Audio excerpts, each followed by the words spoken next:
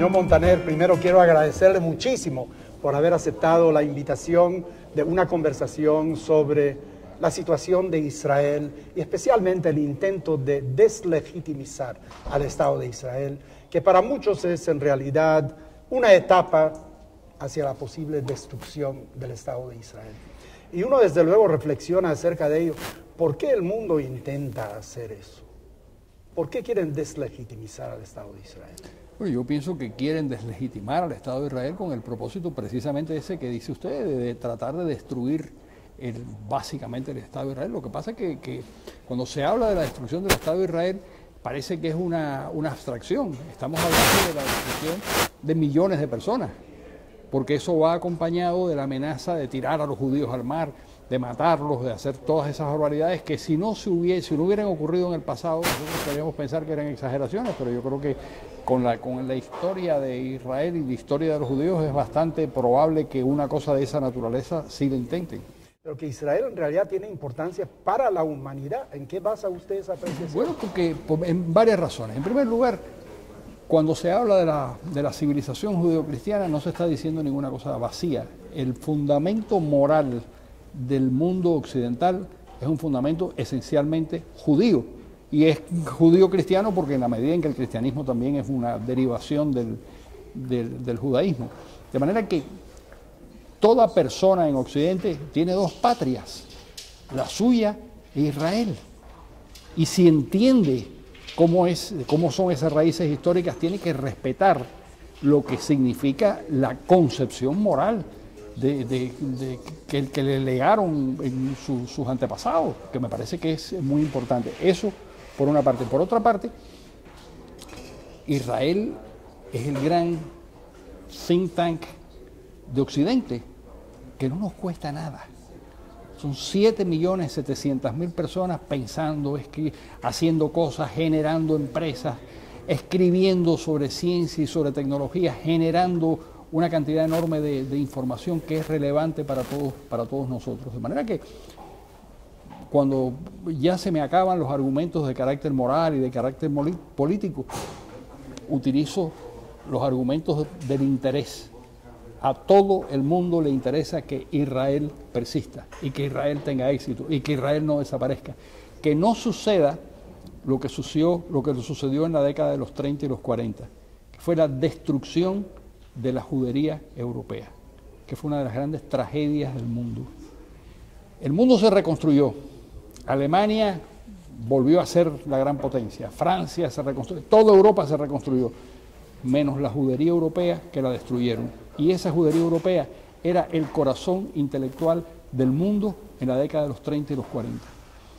Afortunadamente eso se ha reconstruido poco a poco y sin que nadie lo planee, se ha reconstruido en Israel.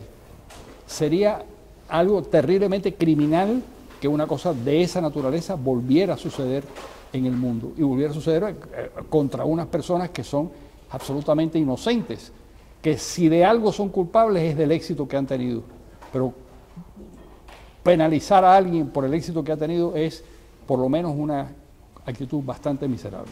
Usted menciona lo que pasó en Europa durante la Segunda Guerra Mundial, pero muchos señalan de que por un lado estaban los alemanes, que fueron los que perpetraron los crímenes, pero también tenían mucha gente que colaboró con ellos. Mucha gente. Decía José Martí que ver cometer un crimen en silencio es cometerlo. Ajá. Y yo creo en eso. Creo que tenemos que despertar las conciencias también de gran parte de la humanidad, que yo creo que son gente decente, que no quisiera que se cometa ningún atropello, ninguna gran injusticia histórica, como usted dice, con el aporte que ha hecho el pueblo judío, el Estado de Israel en particular, y esa gente es como medio apática a lo que está pasando. Deberían de tomar conciencia de que o eres parte de la solución o eres parte del problema. Así es, y deberían tomar conciencia de que el Estado de Israel ha realizado algunas de las grandes proezas del siglo XX y que nos sirve a todos como modelo.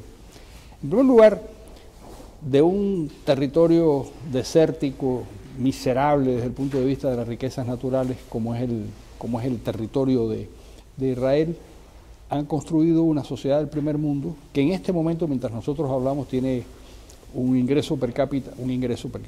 desarrollo per cápita de $33,000 por persona y un desarrollo social de primer mundo, sin duda,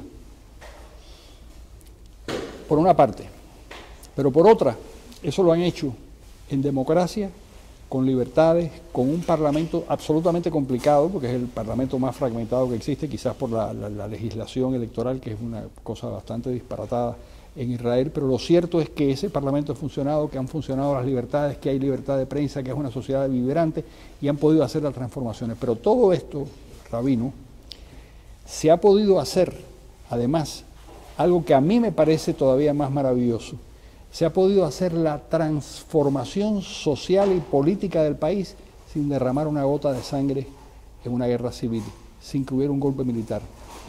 Israel parte de un presupuesto ideológico colectivista y socialista en los años 20. Esa es la mentalidad que imperaba en aquellos grupos de pioneros que estaban estableciendo el Estado de Israel. Cuando el Estado de Israel se establece en 1947, 48, cuando empieza el Estado de Israel, todavía existía ese impulso hacia el colectivismo socialista, eso era lo que estaba en la cabeza.